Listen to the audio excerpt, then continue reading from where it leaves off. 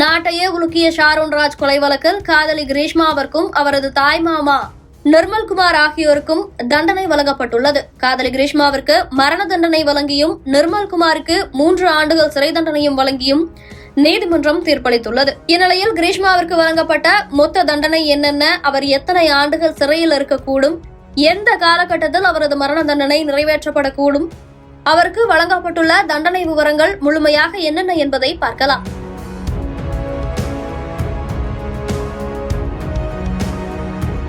Sharon Raj கொலை வழக்கில் 3 நபர்கள் குற்றம் சாட்டப்பட்டிருந்தனர். அதாவது அக்யூஸ் நம்பர் 1 கிரீஷ்மாவும், அக்யூஸ் நம்பர் 2 கிரீஷ்மாவின் தாய் சிந்துவும், அக்யூஸ் நம்பர் 3 கிரீஷ்மாவின் தாய்மாமா நிர்மல்குமாரும் குற்றம் சாட்டப்பட்டிருந்தனர். இதில் சிந்துவின் தாயார் அவருக்கு எதிரான ஆதாரங்கள் எதுவும் இல்லை என்பதற்காக விடுவிக்கப்பட்டுள்ளார். அக்யூஸ் நம்பர் 1 கிரீஷ்மாவிற்கு நீதிமன்றம் விதித்துள்ள தண்டனையின்படி குற்றம் சாட்டப்பட்ட கிரீஷ்மாவிற்கு ஐபிசி பிரிவு 364 படி கொலை செய்வதற்காக ஒருவரை கடத்துவது அல்லது கடத்தல் செய்து கொலை செய்வதற்கான ஆபத்தில் வைப்பது ஆகிய குற்றத்திற்காக 10 ஆண்டுகள் சிறை தண்டனையும் 1 லட்சம் ரூபாய் அபராதமும் விதித்து தீர்ப்பளித்துள்ளது. அபராதம் விதிக்க தவறும் பட்சத்தில் அவர் மீண்டும் 1 வருடம் அதற்காக சிறை தண்டனை அனுபவிக்க வேண்டும். அதேபோல ஐபிசி பிரிவு 328 படி ஷாரோன் ராஜை குற்றம் செய்யும் நோக்கத்துடன் விஷம் வைத்து தீங்கு விளைவித்ததற்காக அவருக்கு 5 ஆண்டுகள் கடுங்காவல் சிறை தண்டனையும் 50,000 ரூபாய் அபராதமும் விதித்து தீர்ப்பளிக்கப்பட்டுள்ளது. அபராதம் செலுத்த தவறினால் அவர் 6 மாதங்கள் மீண்டும் சிறை தண்டனை அனுபவிக்க வேண்டும்.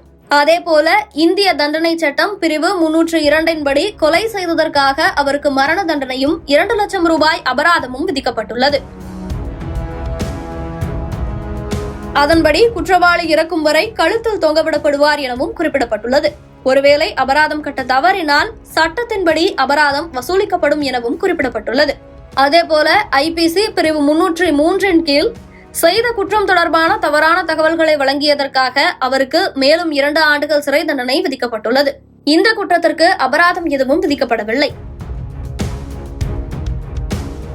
அக்யூஸ் நம்பர் 3 கிரீஷ்மாவின் மாமாவிற்கு ஐபிசி பிரிவு 201 கீழ் குற்றத்திற்கான ஆதாரங்களை மறைப்பது அல்லது குற்றவாளியை திரையிடுவதற்காக தவறான தகவல்களை வழங்குவது ஆகிய குற்றங்களுக்காக 3 ஆண்டுகள் கடுமையான சிறை தண்டனையும் 50,000 அபராதமும் விதிக்கப்பட்டுள்ளது. அபராதம் செலுத்த தவறினால் 6 மாதங்கள் மீண்டும் சிறை தண்டனை அனுபவிக்க வேண்டும்.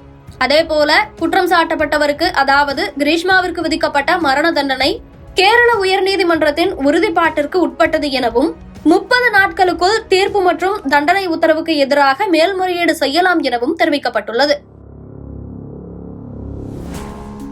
அதேபோல கிரீஷ்மாவிற்கு விதிக்கப்பட்ட தண்டனை உரிய அதிகாரிகளால் குறைக்கப்பட்டால் அவர் அனுபவித்த தடுப்பு காவல் காலத்திலிருந்து விலக்கு பெற அவருக்கு உரிமை உண்டு எனவும் அத்தீர்ப்பில் குறிப்பிடப்பட்டுள்ளது. இத்தீர்ப்பின்படி கிரீஷ்மா மொத்தமாக 10 ஆண்டுகள் சிறை தண்டனை அனுபவிக்க வேண்டும். அதேபோல கிரீஷ்மாவின் மாமா 3 ஆண்டுகள் சிறை தண்டனை அனுபவிக்க வேண்டும்.